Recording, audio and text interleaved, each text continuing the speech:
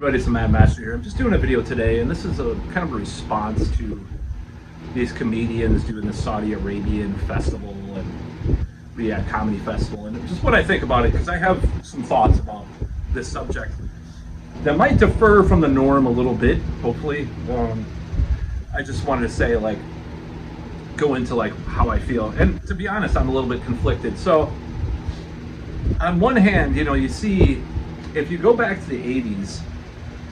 Like I like to do a lot lately. You look at what happened with bands. It was Billy Joel played Leningrad or something, or Iron Maiden went behind the Iron Curtain. That's one of their famous videos. They went to play for the people. Now, do I think your average Russian or Lithuanian or whoever got to see these shows necessarily? Probably not. Not necessarily. They played for a lot of people. They did play for a lot of people. And it was kind of seen as well, we're bringing these cultural things to this other country that's under authoritarianism and communism and all these things. Now, I know there's a lot of people that like communism nowadays, but I'm not going to go into that in this video, or want communism in some way. Now, I'm more in the anarchist realm as far as the ideal way of doing things. But nevertheless, this whole notion that going into a country that has an authoritarian regime, are you necessarily endorsing what they're doing? And I would say the major difference here with the Riyadh Comedy Festival is that they're playing for royals and parts of the elite. That's doing the elite. As far as I know, they're not playing for the slaves that Tim Dillon talked about. I'm gonna more on that in a second. So, Bill Burr played, and he had this weird, very Naomi Klein inverse opinion about the cultural imperialism that is in Saudi Arabia. I saw Starbucks and McDonald's or Wendy's or something. I'm just oh man, this guy has lost it, dude. This is just ridiculous. And there's people making all sorts of excuses for this. Now, I'm conflicted because is this a sign that they're going to become more progressive in Saudi Arabia or things like that? So I'm a little split on that point. Now, I do think these people did it for money. Tim Dillon trolled his way out of this whole comedy festival. I think on purpose in some ways. I think he did it on purpose. I don't think he necessarily thought that they would kick him off, but he was kind of he was probably feeling a little bit uncomfortable, and that's why he did the trolling bit about the slaves in Saudi Arabia. So I have a split opinion about this because I've seen it. It's like BDS. Do you support?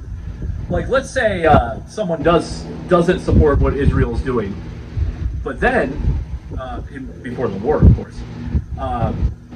Let's play Gaza if they allow us to play.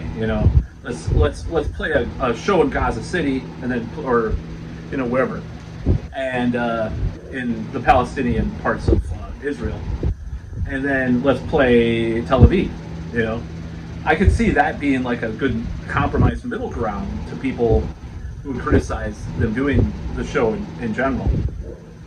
So art humanites people. It's supposed to. Sometimes it divides people too, because that's just kind of how it goes. But in my opinion, this whole notion that this comedy festival, I don't think, unfortunately, the way that our society is right now, it's not a glasnost or a perestroika. They're going over as this cultural exchange. They're going to play this show and they're opening up. I don't think this necessarily. I'm more cynical about this particular thing. Now, I do know since 2017, women have had more rights, quote unquote, in Saudi Arabia than they did before. And I don't think, I don't even think a lot of this, and this goes for communism as well.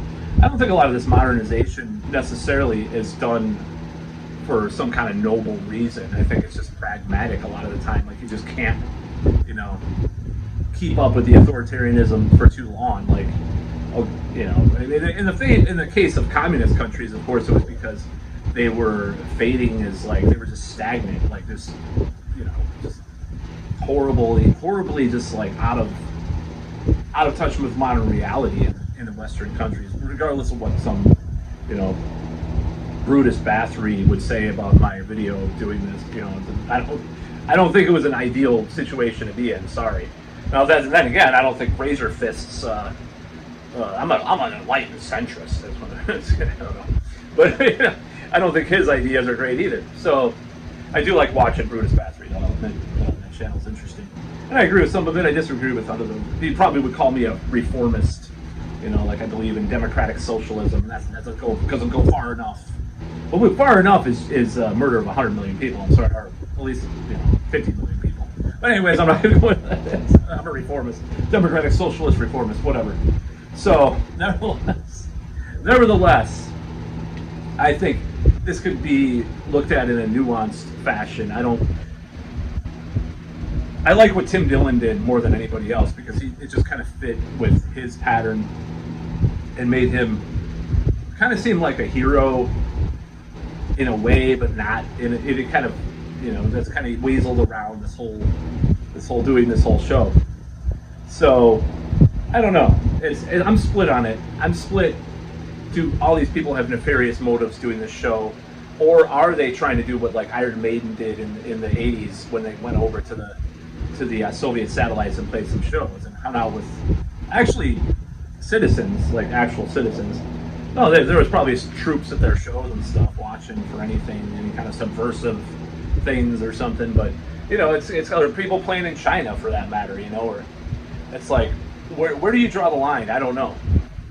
But it is one thing, but like it is different because, as far as I know, this Riyadh Comedy Festival was for the elite mainly. So, but I don't, like I said, I don't think some of these shows that these musicians in the '80s went over to the Soviet Union or their satellites, I don't think necessarily your average like poor peasant would necessarily be able to get in. I don't know. Maybe there was a waiting list. Maybe there was some money and capitalism involved. Maybe you had to be in good standing with the party, some shit like that. Who knows? I don't know. I mean, that's a really good thing to research. I think it's closer though to a noble intent than the Riyadh Comedy Festival, in my opinion. However, is Riyadh Comedy Festival going in that direction that I'm talking about? So, anyways, that's about all.